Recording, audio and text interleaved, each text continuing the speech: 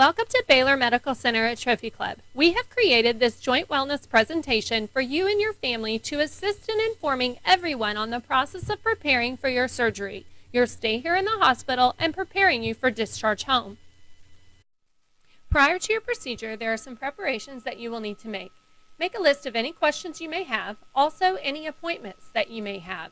Gather a list of your medications because we will be asking for this information during your pre-admission appointment. Also, be sure to gather any of your physician's phone numbers, especially your primary care physician, and any other physicians you see on a regular basis. For example, your cardiologist or your pain management physician. Finally, begin thinking about what your plans are once you discharge home from the hospital. The case manager will be meeting with you throughout your stay to assist you and your family with your discharge needs. It is important to start exercises prior to your procedure to make your recovery easy. The ankle pumps may be performed laying flat in a bed or in a recliner. You will move your ankles towards, then away from your body. Quadricep sets may be performed flat in the bed or in a recliner. You will tighten the muscle on the top of your thighs by pushing the back of your knees down into the bed. Hold for 5 to 10 seconds and then relax. Glute sets may be performed flat or in a recliner. Tighten the buttock muscles together. Hold for 5 to 10 seconds and then relax. Chair push-ups can be done in any chair with armrests. Place your hands on the armrests, push your body up by straightening out your arms, and then sit back down. Perform each of these exercises 15 to 20 times, 3 times a day. We encourage you to have a joint coach. A joint coach could be a family member or a friend who will be with you throughout your recovery. We encourage you to invite your joint coach to the hospital throughout your stay. They can also be there to assist with transitioning home and with your therapy sessions. Please arrange for someone to be with you for at least the first few days after discharge. You're going to need the help. You will be sent home with a walker, and you will not be able to carry items like food or drinks while walking with your walker. A joint coach can also assist with any activities of daily living, like obtaining your food, drinks, and basic necessities. They can also help with any transportation needs. Prior to your surgery, you will either go to your primary care physician or come into the hospital for testing. If you come into the hospital for testing, we will be taking your labs, performing an EKG if needed, and take x-rays. You will also be meeting with a nurse to go over your past medical history. Be sure to bring that list of physicians with their phone numbers along with your medications you're currently taking that contain the strengths and doses. If you do not come into our hospital for testing, we will be calling you within a week of your scheduled surgery date to review those medical questions, obtaining your physician phone numbers, and reviewing the medications that you're currently taking. We encourage all patients to stop smoking prior to their joint replacement. By not smoking during your recovery, you can improve your healing of the new joint. Those patients who do smoke have a higher risk for complications such as blood clots, low blood count, heart problems, and kidney failure. Studies show patients who smoked throughout the recovery had a 10% failure rate versus those who did not smoke. When preparing for your hospital stay, be sure to pack your bags and bring the following: a few change of clothes. We recommend loose-fitting shorts or pants, t-shirts, nightgowns, socks, and walking shoes. Bring your basic toiletry needs, for example, your toothbrush, toothpaste, and hairbrush. Any equipment that you may need while you're here, your CPAP or BiPAP, and your rolling walker. If you do not have a rolling walker, we will provide you with one. Please bring all your medications in the original bottles. Do not bring any of your narcotics, vitamins, herbs, or over-the-counter medications. Your medications will be sent to the pharmacy for verification, so it is important to bring your pills in their original bottles. We encourage you to set up a recovery station on the ground floor of your home. This recovery station should contain items such as reading materials, your phone, any electronics you may want, access to a charging station, and the TV remote. It is also a good idea for you to have extra pillows close by. Preparing some meals in advance will allow for easy access to food once you've discharged home. You will not be able to cook for yourself over the next few weeks. Be sure to measure the height of your bed and bring that number with you to the hospital. Therapy will work with you in the hospital with your bed at this height to simulate the bed transfers once you are home. Be sure to have a firm chair with armrests that does not roll. You will also need help for the first few days once you discharge home. so be prepared to have someone with you for the first couple of days. Be sure to remove all loose rugs, cords, and clutter from pathways to allow you to walk freely with your rolling walker once you return home. When there is too much clutter, a walker may not be able to fit through, and it can cause you to fall. Be sure to keep all items off the floor and pathways clear for your walker to fit. Prior to your return home, have a loved one go in to secure your pets. Most pets get excited to see their owner and may accidentally cause you to fall. Having someone secure the pets prior to you entering the home will allow for a safe transition into the home. Once you are seated, the pets can come out to see you. The night before your surgery, be sure to pack the car with your overnight bag and shower with Hibiclens. Hibiclens is an antibacterial soap that you will need to use every day for 3 days leading up to your surgery on your surgical limb. This soap can be obtained at your local pharmacy if you have not received it from your physician's office or the hospital. Be sure also to stop eating and drinking before midnight or the specific time your anesthesiologist stated. The day has come. It's time for your surgery. Remember, you are not allowed to swallow any water, even while brushing your teeth in the morning, unless you were directed by your physician to take a specific medication. Be sure to check your blood sugar in the morning if you're diabetic. We will also be checking your blood sugar once you arrive here in the hospital. Ensure that you have your medications in the original bottles and that you have all of your equipment and personal items. Encourage your family members to bring a sweater or jacket as they may get cold while waiting for you. Be sure to arrive at the hospital on time. You will check in with the receptionist with your photo ID and insurance card. Bring in your medications and your CPAP or BiPAP at this time. Your other personal belongings and walker can be brought in later to your room by a family member. Remember, do not bring in any narcotics, vitamins, herbs, or over-the-counter medications. Your family will receive an information card with a specific locator ID number on it. We have tracking boards throughout the hospitals located in the waiting rooms so your family member can track your progress as you transition from surgery to recovery. Your family will also be introduced to a patient advocate. The patient advocate will be available to update your family on your status. And remember, please do not bring any valuables into the hospital. You will receive some forms during admissions. 2 forms pertain to your current functional status prior to surgery, and the other form is our patient goal form. It is very important to us here at Baylor Medical Center at Trophy Club to know what your goal is for having this surgery and how we can provide excellent care for you throughout your stay here. Please take the time to fill out these forms and your pre-op nurse will collect them from you. Once the pre-op nurse is ready for you, they will call you back. They will be checking your armband, giving you items to change into, and a physical assessment will be performed. Your surgical site will be identified and prepped for surgery. Your IV will start here. We do have access to vein finders and numbing medications to make the start of your IV as painless as possible. You may have blood work drawn at this time, and an antibiotic will be started to reduce the risk of infection. You will get a chance to meet with your physician one last time before surgery and meet your anesthesiologist at this time. Up to 2 family members may also wait with you in the pre-op area if you wish until it is time for surgery. Many individuals carry germs in their nose.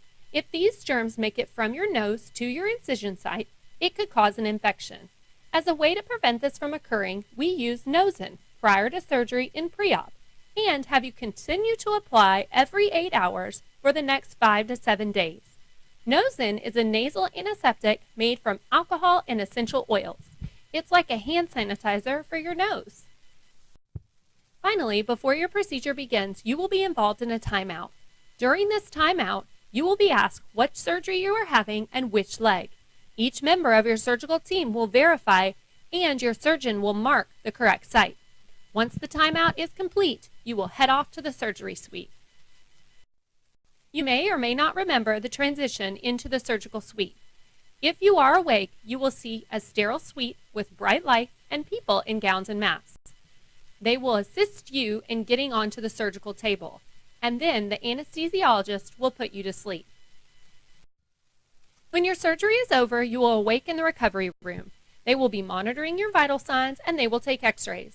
If you are having a knee replacement and your physician has ordered a CPM or continuous passive motion device, it will be placed on your knee. Our patient advocate will be updating your family that you have made it to the recovery room. Your family will get a chance to talk to the surgeon, and you will stay in the recovery room for 1 to 2 hours. Your family is not allowed to visit you in the recovery room. After 1 to 2 hours that you spend in the recovery room, you will be reunited with your family up on the post-surgical unit. When you awake in the recovery room, you may have some of these items on you. Oxygen tubing in your nose and an oxygen monitor that will be attached to your finger. If your surgeon uses a catheter, you will awake with a catheter to assist in draining your bladder. TED hose will be placed if your surgeon orders to assist with blood clot prevention. An on-cue ball is a ball with medication that will be placed at or near the incision site to assist with pain control if your physician orders. You may have a drain to drain any excess blood, and air pumps may be on your legs to prevent blood clots. If you have had a hip replacement, you will have a hip abduction pillow strapped to your legs when you wake up in the recovery room to prevent you from crossing your legs. Ice is an important part of your recovery. Some physicians order a cold therapy unit. If your physician did not order a cold therapy unit, you will have ice packs placed on your surgical site. It is a good idea to obtain some gel packs prior to your surgery to have them available once you discharge home. Once you are ready, you will transfer to the post-surgical unit, where you will be reunited with your family. Multiple staff members will come into your room to get you settled in your new room.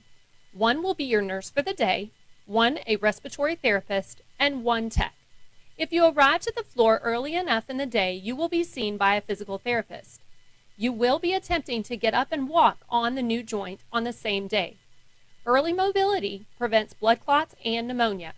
You will continue to receive 3 rounds of antibiotics to prevent any sort of infection, and an internal medicine physician will be consulted to follow your care throughout your stay.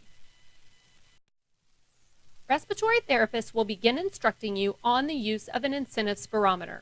It is very important to use this 10 times every hour. The incentive spirometer will assist with opening up your lungs and getting out any fluid that may have collected during surgery. This will assist in preventing pneumonia after surgery. The respiratory therapist will continue to make rounds on you throughout your stay during the day and night. Each room will have a communication board. This board keeps you informed on who your nurse, tech, physical therapist, and physicians are. The board will be updated at least every shift, or when a new staff member comes on board that will be taking care of you. Also on this board will be your goal that you told us in the pre-op area. It will be placed on the board along with any other daily goals that you are trying to meet. Finally, your medications that are due next will be up on the board so everyone can stay on top of your pain. Hand hygiene is very important to us here at the hospital. Hand hygiene can be performed by washing hands or using alcohol. Everyone should be performing hand hygiene. This includes doctors, nurses, techs, therapists, dietary, and family members. If you feel like we have forgotten, please feel free to remind us. In addition, you will have a small bottle of Purell at your bedside to allow you to perform hand hygiene as well. Remember, hand hygiene is the best way to prevent infection. As a reminder, you will be using Nosen up on the floor every 8 hours for 5 to 7 days to reduce the risk of infection. Encourage your family members to also use the hand sanitizer stations located throughout the hospital. Also, if your visitors or family members are sick, please encourage them to stay home until they are well.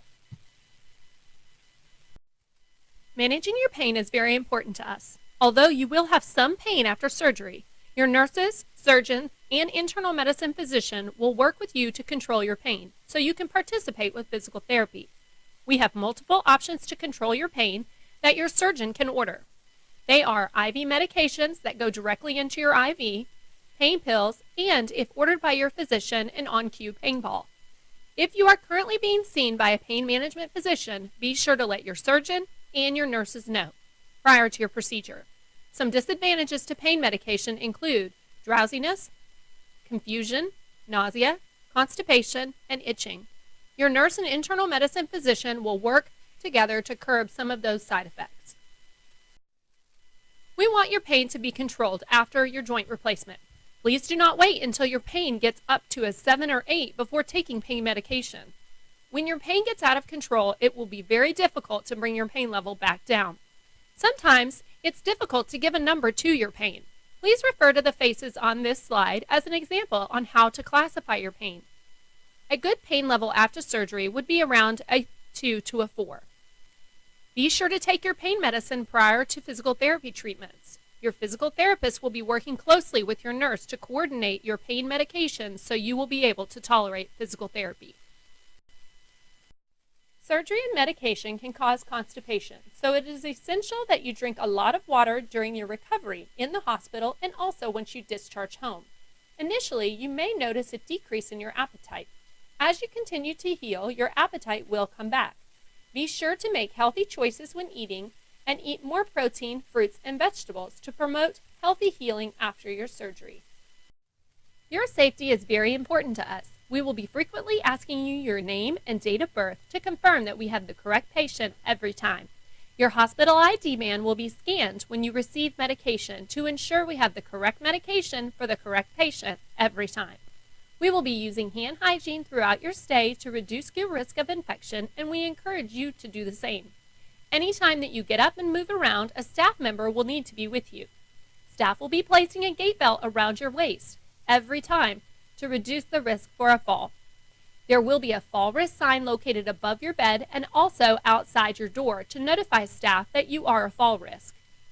Also outside the door will be a mobility status card that will notify staff if you need 1 or 2 people to help you get up. Fall prevention is very important to us, and we do not want you to fall. You will have multiple lines and attachments that you are not used to. Plus, you will be taking medications that you normally do not take on a regular occasion. For those reasons, we request that you do not get yourself up or have family members help you without staff members being present. Surgery may cause blood to slow and clot in your veins, causing a deep vein thrombosis, or DVT. Some signs and symptoms of a DVT in the legs are swelling in the thigh, calf, or ankle that does not go down with elevation, and pain or tenderness in the calf. We do many things here to prevent blood clots or DVTs from occurring. We encourage you to perform ankle pumps anytime while you are awake, and you will be getting up and walking frequently.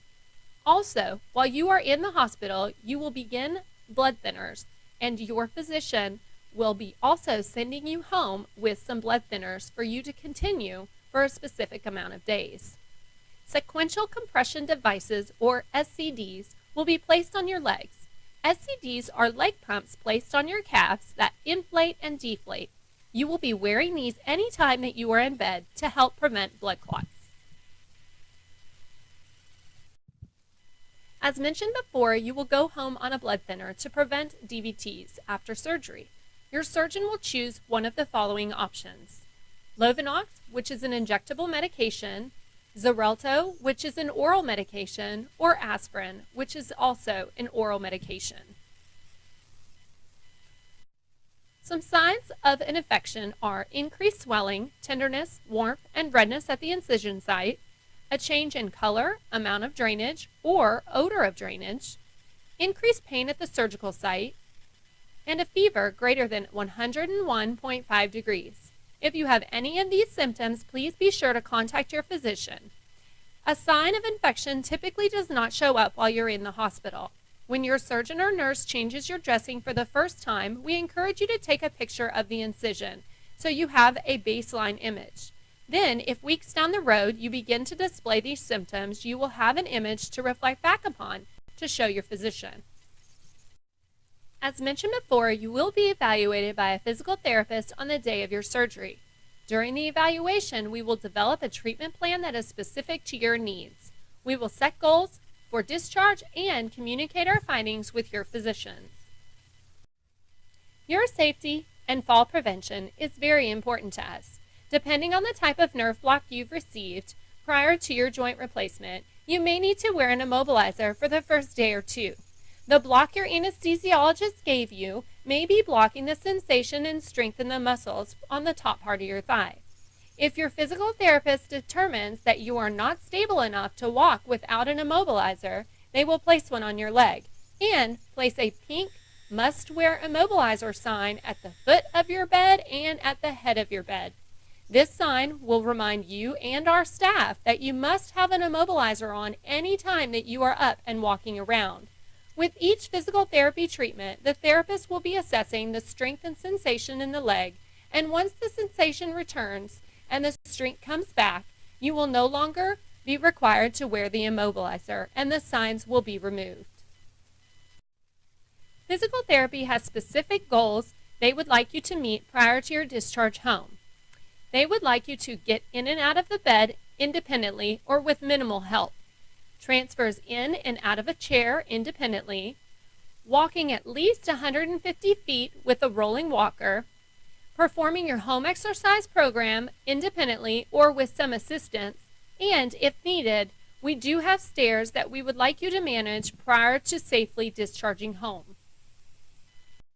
Physical therapy will be working with you twice a day and will perform activities with you to enable you to meet those goals and prepare you for discharge home.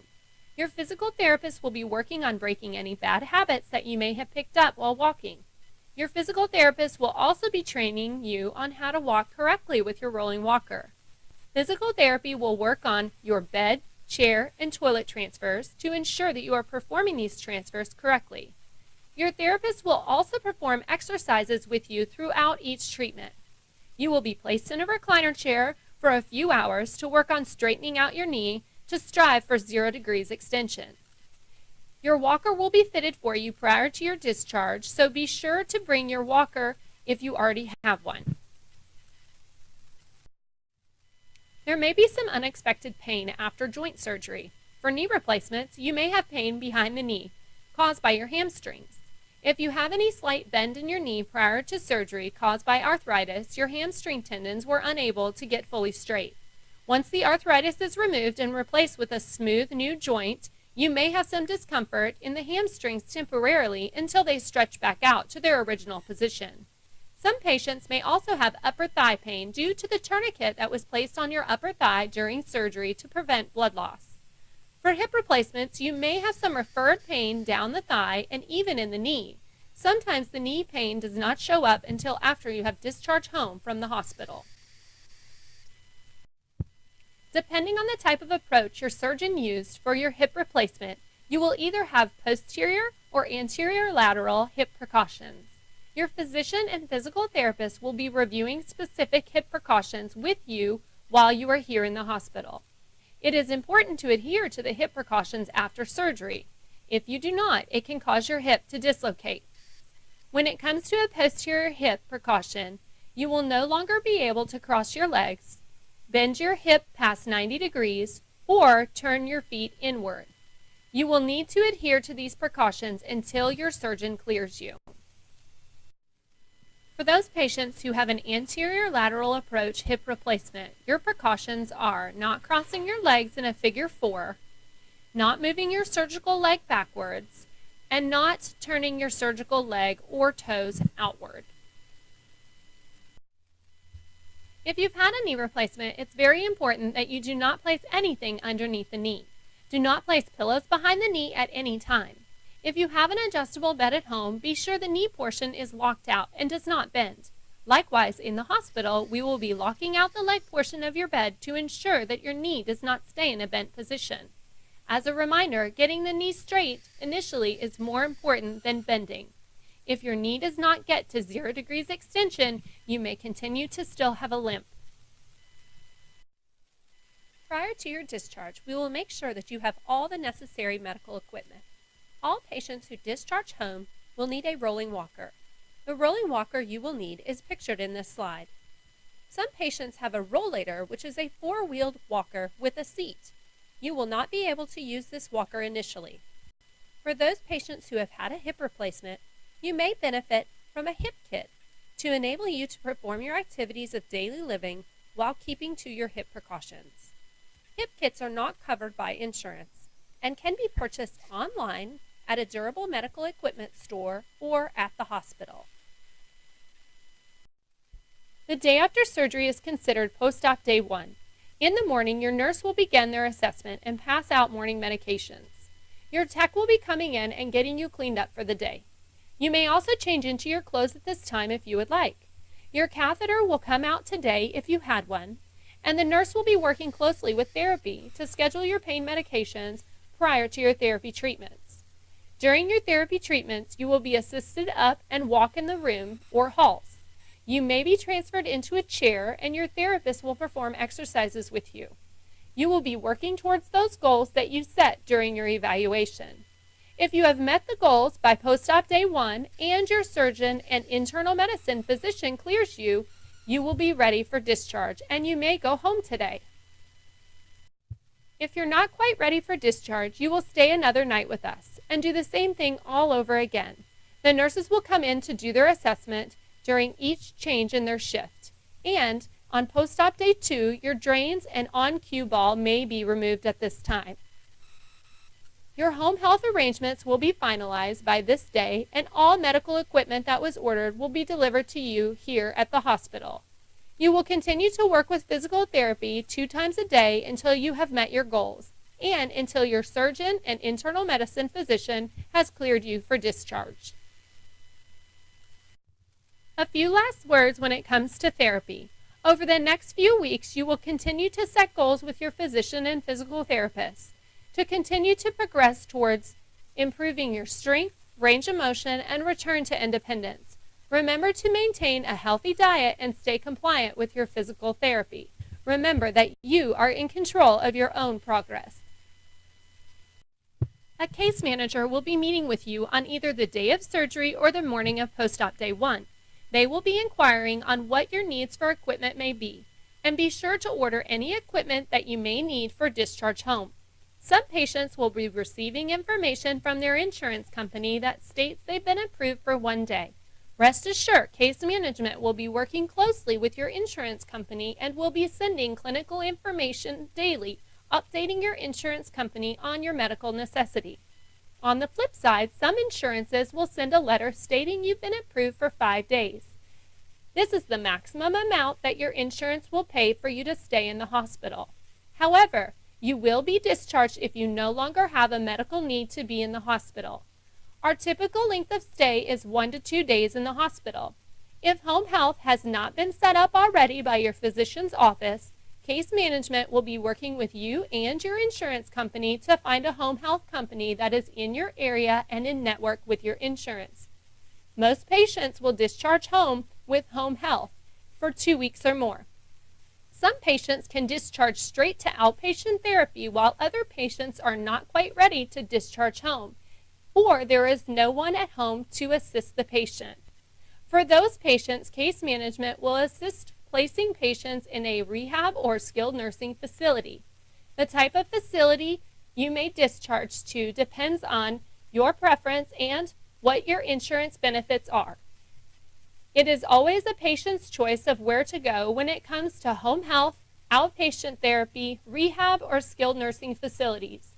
So if you have used a company you like or you know of one you would like to use, be sure to notify case management. If you have any questions from this presentation, please be sure to contact Julie Davis at 817-837-4633. Or you can send her an email at juldavis@uspi.com. Thank you for watching the Joint Education presentation. We at Baylor Medical Center at Trophy Club look forward to serving you.